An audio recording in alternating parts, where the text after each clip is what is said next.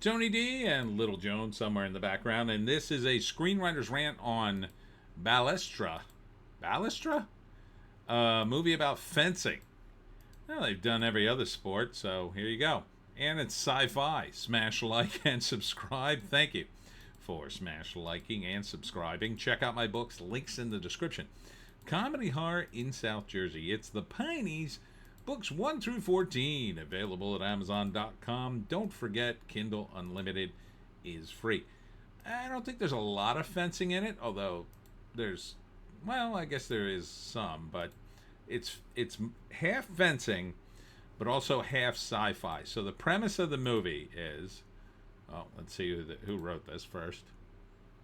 Based on the original story by Aaron Colliette, written by Imran Zaidi and directed by Nicole Dorsey.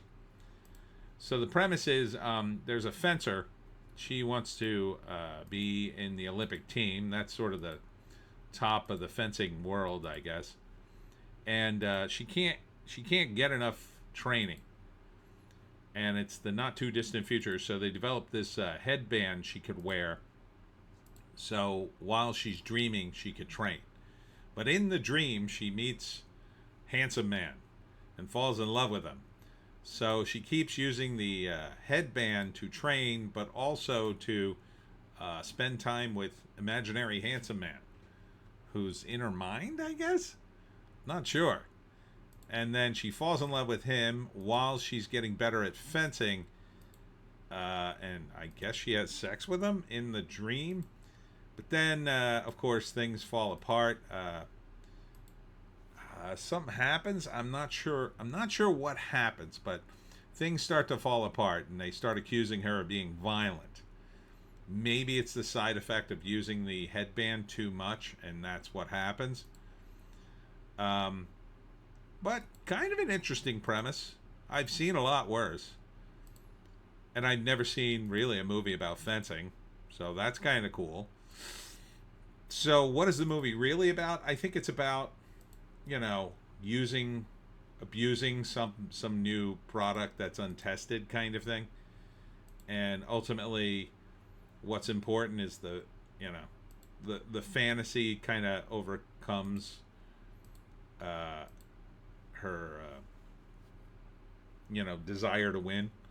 So she tries to have both, but eventually I guess it all falls apart somehow. Not really sure how. Here she's being arrested, and then by the end of it, she's probably abused the headband so much she doesn't know if she's in a reality or a dream anymore, which is a problem. That is a problem. So kind of an interesting movie. Not super psyched to see it, but I wouldn't mind seeing it. I wouldn't mind seeing it. I don't know. I'm kind of on the fence because I'm not really into the love story part. I kind of like the sci-fi part, and the idea that she could train and then become a champion while she slept is kind of cool. So. But it's weird that she would fall in love with the trainer in her mind. So, and then have sex with him and go on dates while she's in a virtual world. I think that's what happens. But I'm not sure. It seems like the fencing takes a back seat, and I'm a little more interested in the fencing than a romance. But first act, she's training and training, but there's not enough hours in the day, and it's the Olympic team, so there's no money, and nobody cares about fencing. But then they offer her this headband. So she starts using the headband. She's training. She's getting better.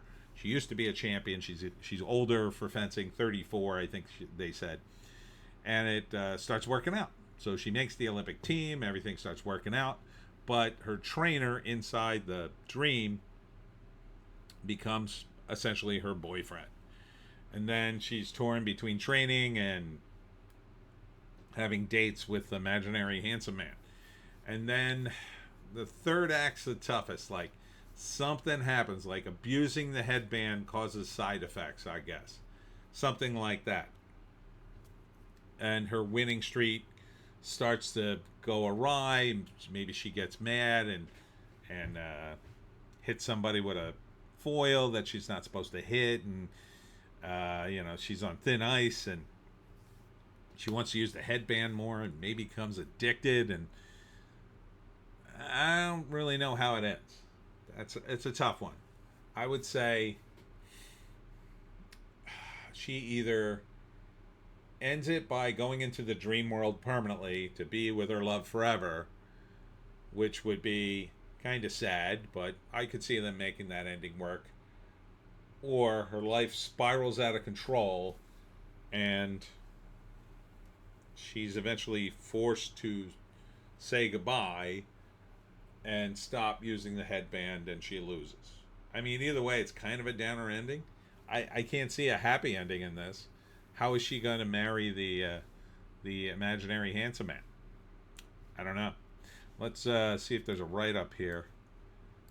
No, I definitely got to go to the IMDb for this one, so let's do that. The name is kind of a tough one. Balestra. You get that right?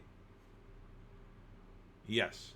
A competitive fencer agrees to an experimental device that lets her train within lucid dreams in which she meets a mysterious stranger who will upend her marriage. Oh, she's married. Her psyche and her path to Olympic gold. Okay. So then it's about her husband trying to stop her. So it ends probably with her life falling apart, I would imagine. Or maybe he saves her, and maybe, the sappy ending would be she saves herself, and that's, she loses, but she wins. So, yeah, I don't know if I'd see it. It feels like more of a streaming movie. But interesting premise, I'll say. Probably more of a Twilight Zone episode, I would say. Anyhow, that's it for me, Tony D. And Little Joan somewhere in the house. Thanks for tuning in today. Tomorrow I'll be at the Elms in Cranberry, New Jersey for my talk on how to hunt the Jersey Devil at 2. For residents and family, if you want to attend, you're probably going to have to call and get permission. Saturday I'll be at Clement's Farms for the Blueberry Fest from 10 to 4. And then at Chimney Rustic Ales from 5 to 9 in Hamilton for my talk on how to hunt the Jersey Devil. Hope to see you there. We'll see you tomorrow.